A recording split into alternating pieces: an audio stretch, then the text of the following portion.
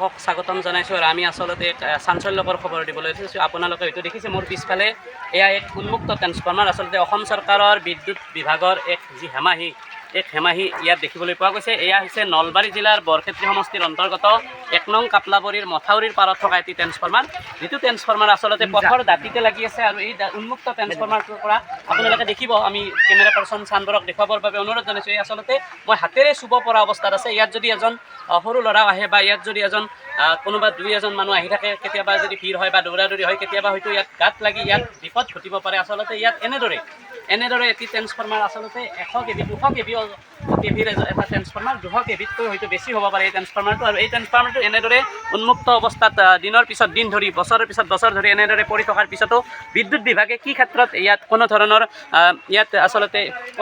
ইয়াত কিয় বেৰ দিয়া নাই, ইয়াত কিয় আৱৰণ দিয়া নাই, তাক লৈ এক প্ৰশ্ন উত্থাপন হৈছে সমগ্ৰ অঞ্চলটোত। আমি স্থানীয় একাংশ লোক আছে, আমি তেখেতসকলৰ মন্তব্য ল'বলৈ এইখিনি 1 নম্বৰ কাপলাবৰী বুলি কোৱা হয়। এই ট্ৰেন্সফৰ্মাৰটো এনেকৈ উন্মুক্ত হৈ আছে সদায়।